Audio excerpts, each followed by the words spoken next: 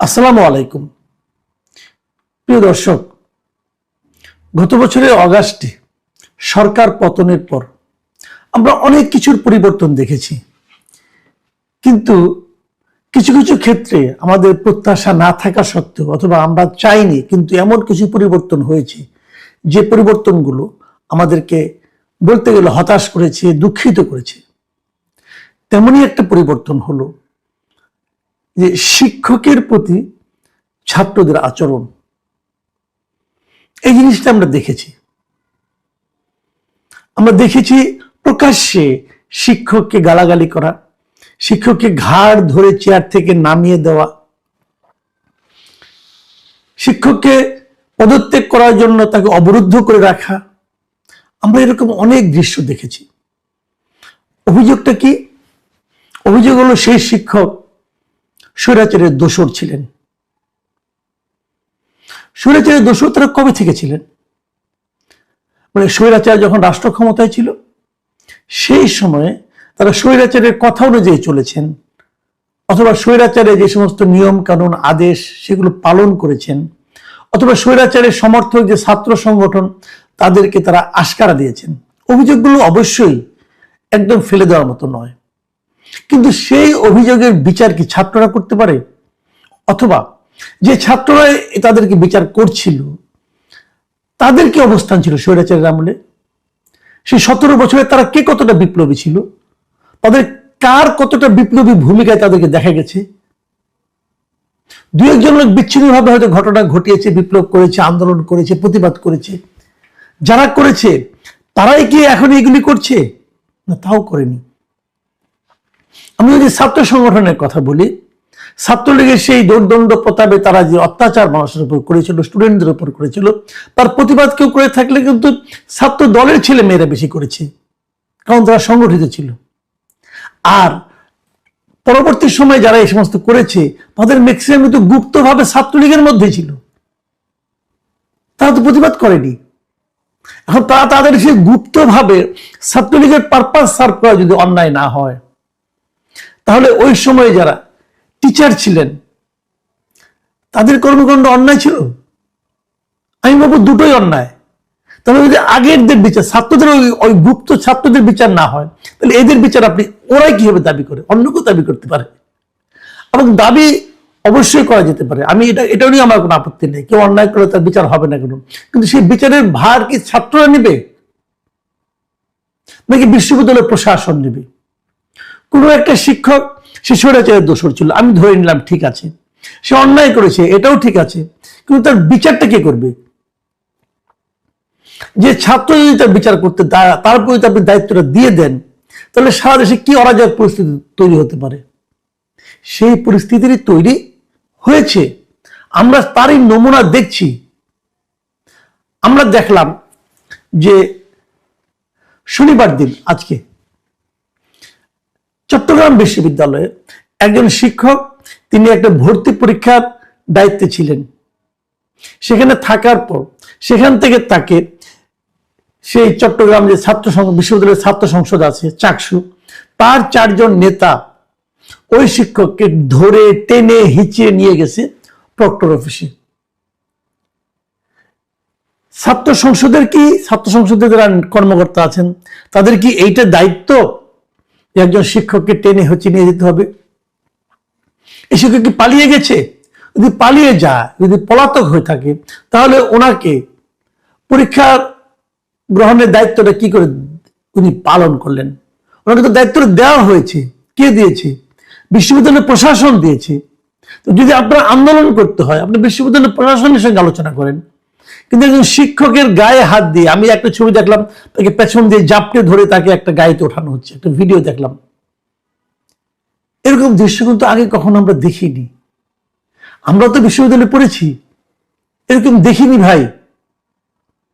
সেই সময়ে কিন্তু সরকারি ছাত্রদল যারা ছিল, সরকার সমর্থক রাজনৈতিক দলের যে সমস্ত ছাত্র সংগঠন ছিল, তারা অনেক অন্যায় করেছে, অনেক অপমান করেছে, মানুষের সঙ্গে তারা দুর্ব্যবহার করেছে, তাদের বিরুদ্ধে অভিযোগের শেষ ছিল না। কিন্তু এরকম দৃশ্য খুব কমই দেখা গেছে। এর আগে আমরা কি দেখলাম? রাজশাহী বিশ্ববিদ্যালয়ের সেখানকার যিনি ওই রাকসুর যিনি আপনার সাধারণ সম্পাদক জিএস, তিনি 6 জন ডিনের পদত্যাগ পত্র নিয়ে ঘুরছেন এবং তাদের পদত্যাগে বাধ্য করছেন এবং বলছেন যে এখনই পদত্যাগ করতে হবে, আপনাদের পদত্যাগ পত্র আমি লিখে রেখেছি, আসেন এবং সাইন করেন এবং জমা দেন। ইন্টারেস্টিং হলো ওই 6 জন ডিন কিন্তু, যারা ডিন পদে ছিলেন, তারা কিন্তু ওই পদে থাকতে চাননি, ওনাদের মেয়াদ শেষ হয়ে গিয়েছিল। মেয়াদ শেষ হওয়ার পর তারা পদত্যাগ করবে, তখন বিশ্ববিদ্যালয় প্রশাসন বলেছে যে নতুন ডিন নিয়োগের আগ পর্যন্ত আপনারা দায়িত্ব পালন করেন না। সেই জিএস তাদেরকে তাও দেবে না, এখনই পদত্যাগ করতে হবে। এবং তাদের রুমে যে দেখছে তারা নেয়, অতএব তাদেরকে সেই জিএস নিজে হাতে পদত্যাগ পত্র লিখেছে, কারণ লিখেছে, লিখে বলছে আপনারা গেলে আসেন এবং সিগনেচার করেন, ফোন করতেছে। তো তাদের তো মেয়াদ এমনি শেষ, তারা তো চলেই যাচ্ছে। এখন যদি বিশ্ববিদ্যালয় প্রশাসন তাদেরকে বলে পদত্যাগ করতে, তারা অবশ্যই করবে। এবং নতুন দিন নির্বাচিত হলে হওয়া পর্যন্ত ওদের দায়িত্ব পালন করতে বলা হচ্ছে, তারা দায়িত্ব পালন করছিল। এর জন্য ওদের অনন্তকাল অপেক্ষা করতে হতো না। কিন্তু এই 2-3 দিন সেই জিএস সালাউদ্দিন আম্মারের সহ্য হলো না। এবং সহ্য না হোক, যদি না হয় উনি বিশ্ববিদ্যালয়ের ভিসিকে বলবেন আমাদের সহ্য হচ্ছে না, আমাদের এখনই বাদ দেন। তো এটা কোন ধরনের আচরণ? এই আচরণগুলোকে আমরা এর আগে দেখেছি, এই আচরণগুলোকে আমরা নিয়মিতভাবে দেখতে চাই।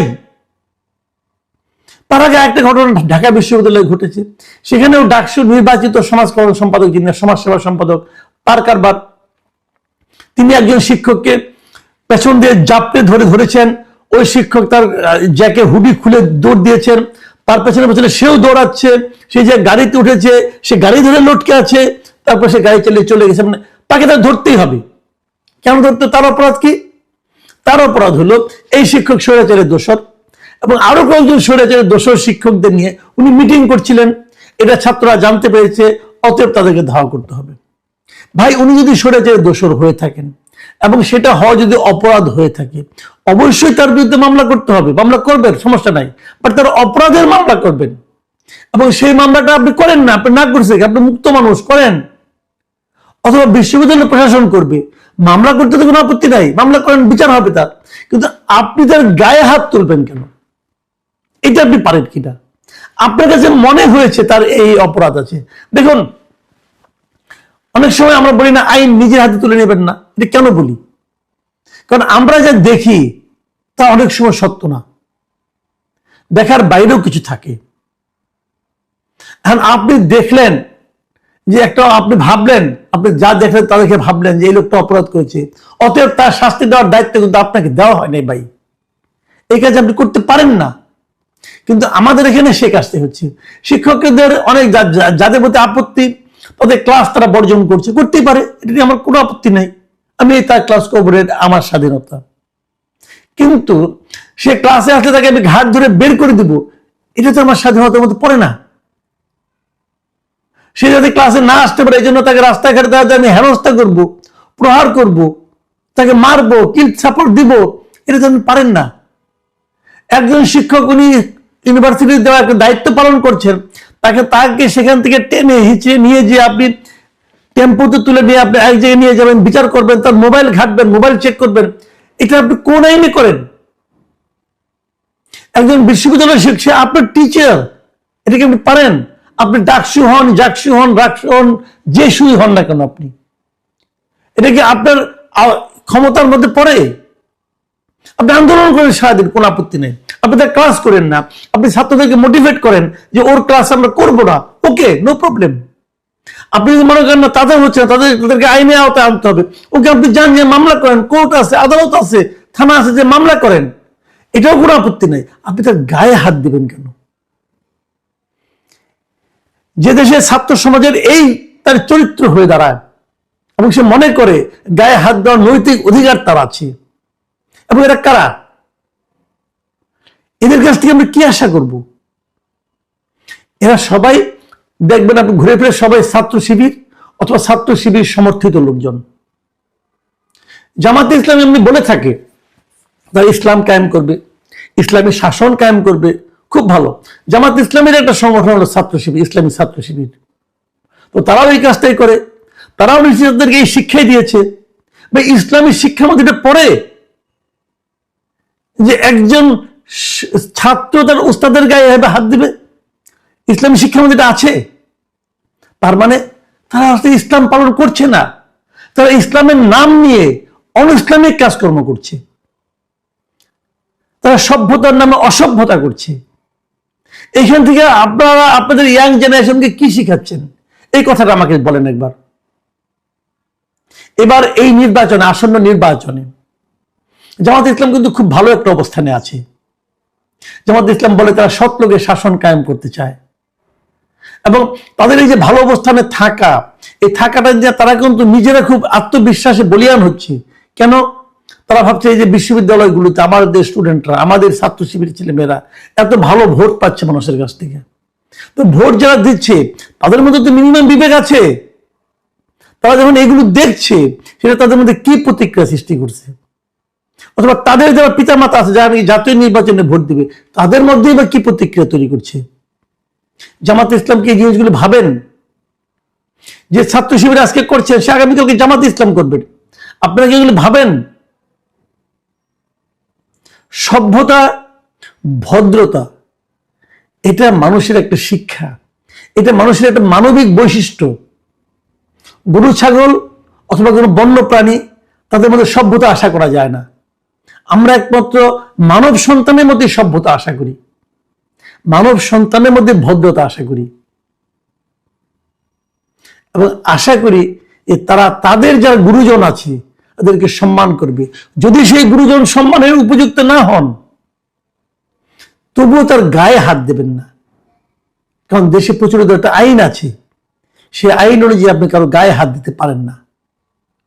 এই মিনিমাম আইনটুকু, এই মিনিমাম রীতিনীতিটুকু, এই মিনিমাম মানবিক বৈশিষ্ট্য যাদের মধ্যে না থাকবে, যাদের মধ্যে অনুপস্থিত থাকবে, তাদের উপর আমরা ভরসা করব কিভাবে? প্রিয় দর্শক, এ নিয়ে আর বেশি কিছু বলতে চাই না, কারণ এটা বললে হয় কি জানেন, আমাদেরই ছেলে মেয়েদের উপর ব্লেমটা আসে। তা আমাদের ছেলে মেয়েরাই তো আমাদের ভবিষ্যৎ। আমরা যদি ভবিষ্যৎকে এভাবে দেখি, আমরা যদি ভবিষ্যতের এই মূল্যায়নটা আমাদের চোখে পড়ে, তাহলে আমাদের বেঁচে থাকা কিন্তু অনেক কষ্টকর হয়ে যায়।